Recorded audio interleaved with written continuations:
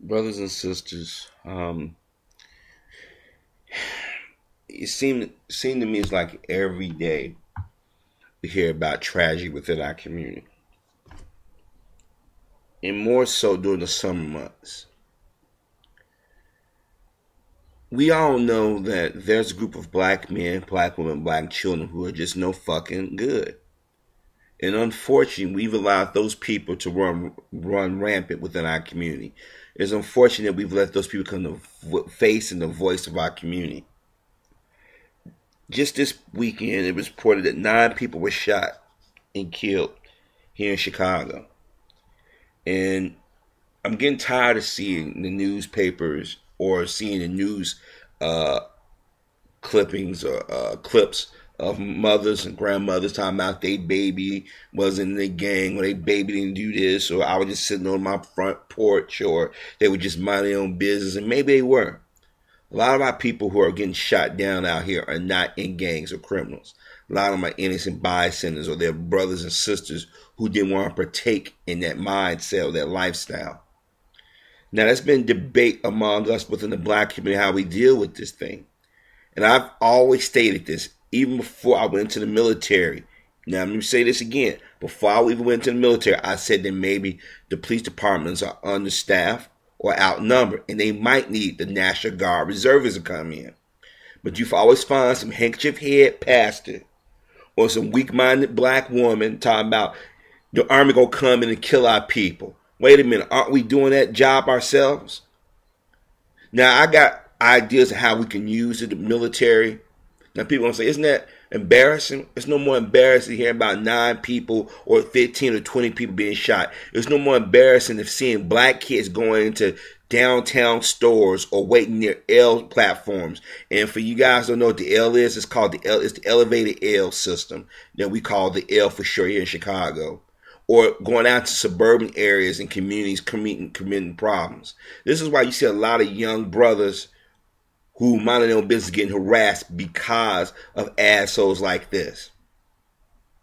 I don't want a bunch of idiots living around me. I don't want to go into an area where I gotta look over my shoulder. I shouldn't have to be afraid to go visit family members or friends or go to a certain restaurant or a store that I'm worried about. I'm just gonna get shot by somebody because I happen to be driving down the street or getting out my car or going into a family members or friend home. Now y'all gonna say, man, you just want to promote the military. No, it's not that. I'm tired of this shit.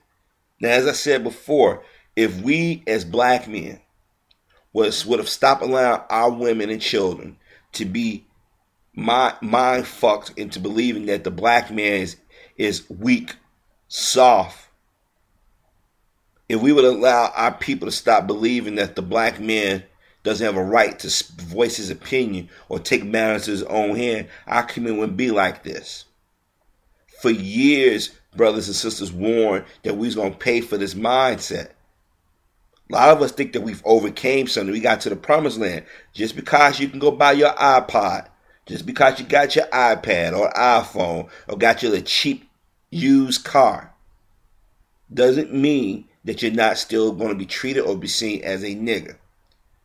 I shouldn't have to run to a suburban location and to give my money to somebody because I'm afraid that somebody's going to shoot me just for me being a black man. At one time, we knew who the enemy was. Some of us still know who the enemy was, but guess what? Our own people are turned into the enemy. Now, me personally, I was trained to go fight in wars, right? Go defend this country, as they say. I should be able to come back and defend my community. That means if you want to be a gangbanger, you want to be a thief, I should be able to put you 6 feet under like we did those in Iraq. Yeah, I'm saying it. And I don't care if you're 13, 12, and you want to pull out a gun, guess what? You should meet the same fate them other terrorists have met. Yes, let's stop calling them gangbangers. Let's call them terrorists. That's what they do. They terrorize, hence terrorists. I don't care if you're male, female, young, old, light, dark skin. You start doing harm to your own people for selfish needs, you need to be put 6 feet under. I ain't gonna lie to you. I fight that urge all the time not to get in my car and go out hunting. And I know I've talked to other vets, whether it be active duty, National Guard, reservists, or retired, that say, you know what? We went to another country where the men and women fired us, children fired us, and we was able to defend ourselves. And we defend people, communities in other countries. When we come back to our people, they didn't terrorize. I mean, here in Chicago, this is what they did.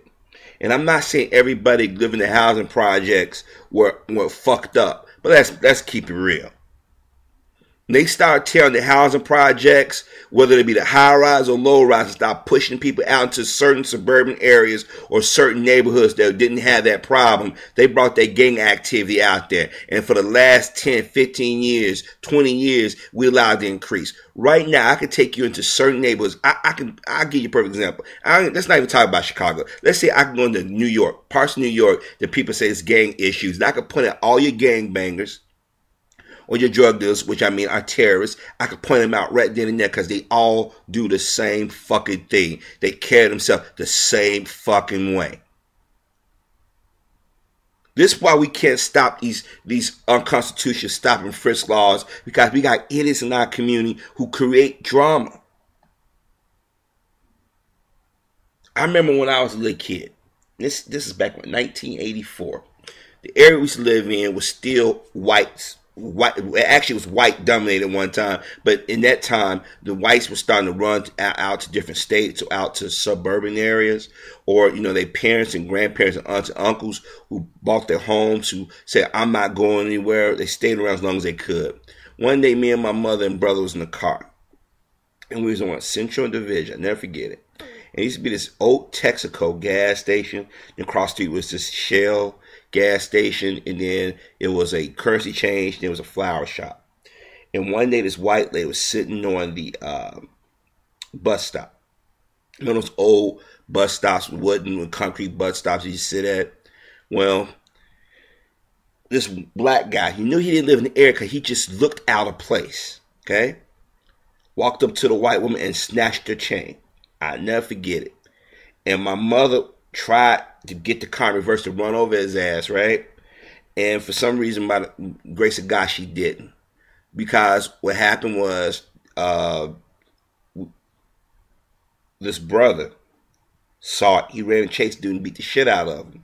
And I remember my mother talking to my father and said, you know what? The law would have got on you because they said you took the law in your own hands. They would say, well, you was in vigilante justice. And I said, Dad, but he snapped his chain off this old woman in broad daylight. And my father said, see, they won't see you doing that. See, he said, you wanted to do the right thing, but law enforcement would have turned around and penalized you because you're taking the ability from the criminals to become criminals. And what he meant, what he was saying is that they don't want guys like us or people like us taking the law in our own hands, because that means we could have controlled our communities. No, they rather a guy be able to snatch a chain and kill somebody so they can keep them out in the streets so they can do whatever the hell they want to do to us as a people. And I'm like, that hell doesn't make any sense. But my father says, when you get older, you're going to see what I'm talking about. And I think maybe about a year later, I was watching the news, and they were talking about vigilante justice. And they were showing the white community, how in white communities they handle their business, but the black community is discouraged because they want us to turn and attack each other. Because after the 1960s and into the 1970s, it was this beautiful black pride thing going on. And whites couldn't freely run around and do the shit they want to do. So they said, this is what we're going to do. We're going to put the drugs and alcohol in the black community. We're going to get the black woman, the black child to turn against her man. It's going to cause them a mass confusion. And while we're doing that, the idiots, the ones who just don't give a damn, because every community got idiots, they're going to come in. They're going to make them hostages. Then they're going to have no choice but to beg us to come in and do what we need to do. But after a while, they realize, wait a minute, we're not going to community police their communities. We don't give a fuck about them. Let them kill each other. Then once they start killing each other and disrespecting each other, then we can go back into those very communities and start pushing them back out. And that's what's going on all across the country. See, it's a method to their madness. But see, instead of us getting together as black men or black boys with our fathers and our fathers taking us to different places, son, you need to know how to fire this gun. If a black boy or black man disrespect your mother or a friend or family or come in our community and do something, we deal with them. White folks do it all the time. Every other ethnicity does it all the time. You notice when you go into a Puerto Rican or a Mexican or Asian community, they don't do this shit. If they do, they keep it quiet and they deal with it personally. I'm not gonna lie to you. Why don't we have that attitude as black men, black women, black children? Nah, but you got these poverty pimps telling you just pray for them. And you got black men and black women saying, nah, just forgive them. Like me and my father had a disagreement a while back about this. I said, Dad, maybe we need to, fight fire with fire. Nah, let God deal. That's the problem. We got too much damn religion. I said, Dad, no. Every week you hear about somebody getting shot, and everybody who gets shot in our community is not a criminal. There are people walking in and out of our community committing crimes, and the first they throw it back is on black people. Because other black men and black women, black children have gone out there and put on a fucking show. Now, I'm going to tell you something.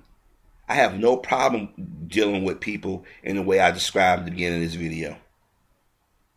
I mean, you could train me to go into a foreign country and do what I did. I should be able to come back here and defend my community. But as I said before, it's a business choice. It's a business decision. Because they're building new prisons or adding on new prisons.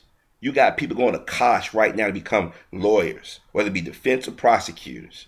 You got people who are becoming judges. You got people joining the police department because they know that's guaranteed money. They know there's always going to be some idiot they're going to arrest.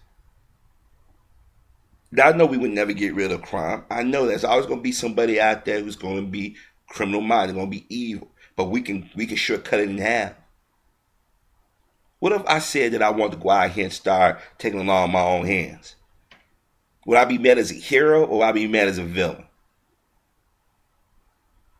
I'm tired of hearing about stories of 17-year-olds, 16-year-olds, or 18 or 20-year-olds terrorizing people. But the first time you start talking about we're going to retaliate against them, they little sycophantic friends and family or the defendants come out and say, no, that's just being too rough.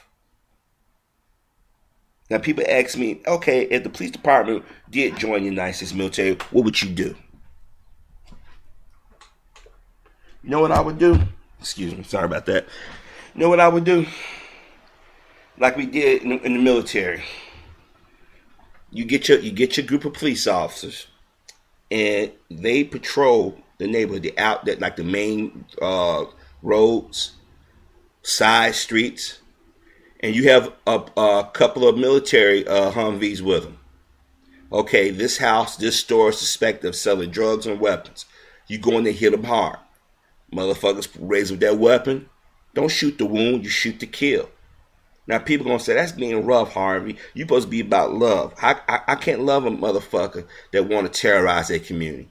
I mean, don't you feel bad that these kids can't even ride their bike or go play basketball or go to a park like we was when we was kids? You kids are getting overweight because at one time they used to have recess. Black kids can go outside for recess because some idiot gonna come up and shoot up the damn playground. So they trapped in the school building. When they go home, they trapped in their neighborhoods. So if they don't have access to a car or have money, what happened? They start sitting in front of television. They start watching these images. If they don't have a mother and father or a guardian that's telling, don't do this, don't do that. And then if some do happen to move out of the neighborhood and go to the suburban areas or area where people got some common sense, they start terrorizing the neighborhood. Or they get impressionable young minds, say, oh, I think this cool. Guy wearing his pants sagging. Guy got his hat backwards. Guy saying motherfucker this, motherfucker that, nigga this, nigga that. That looks cool to him. So it spreads like a fucking cold. No, I have no love for these terrorists. Like I said, there are veterans that I know that right now, injuries and all, if you let us alone in the neighborhood for about 2 months, crime will drop dramatically. Because the dudes that stand on the corner, the dudes that throw up the gang sign, they'll be gone. Now y'all gonna say I'm being mean, but I'm tired of turning on the TV, I'm tired of turning on the radio, I'm tired of turning on the internet of brothers and sisters being shot down. And then on top of that, we got the stand your ground law. Our people are aiding these devils killing us every day. Then they forcing this homosexuality mindset on our people. Then they forcing us to stand with people who come in this country illegally. We're killing ourselves. And we doing it because we didn't let celebrities, we didn't let people in religion organizations tell us that this is the normal thing to do. It's not. 16-year-old boy was sitting on a porch with his sister. He gets shot and killed. You got 16, 17, 18 years going downtown Chicago robbing people because they can. Don't realize what they're doing is creating more hassles for other black people. They don't care about us, so why should we care about them? I guarantee you, if I went out tonight or this afternoon, even with my condition, even with me being sick, I guarantee you when I fire my weapon, it's going to hit its target. But see, if blacks change their attitude instead of standing with these little gangbangers, stop the timeout, we need more after school program, we need more. No, we don't. We need education. We need adults to stand up and quit calling these little motherfuckers, male or female, young or old. Then maybe our community would be something that we'd be proud of instead of being ashamed of and running away from. So like I said, I endorse bringing the military in because some of these areas have turned into war zones. Some of these areas remind me of Iraq, Afghanistan, and Libya and Syria. We allow this and we call out America so civilized, and all America do is we know violence. But it seemed like a group of people is always told that they can't defend themselves, but in other communities they can. Y'all heard me tell y'all about the story about that guy in Texas saw his neighbor home being broke in. He called 911. He went and got a shotgun, and the lady said him to stand down, and he went. He said, "No, I'm going to fire. I'm loaded up." You heard, ch-ch. He went out there and shot those two dudes down in cold blood. Did he get any jail time? No. He was looked upon as a hero in this community. Maybe if we start having that same mindset, it would change. Like people said, well, we can't have covenants concealment laws. And I understand why people don't want covenant concealment laws. Because, yeah, you might get an unstable motherfucker. You might get a motherfucker that's too quick on the draw. I understand it, and I get it. So what are we going to do? We're going to trust somebody to do something. And like I said, maybe it's up to black men who got some common sense. Black men who know how to hunt. Black men who are or have been in law enforcement, who are or have been in the military to start making some examples out of these little terrorists. Because believe me, I'll take them out and go home and take my happy pills and be cool.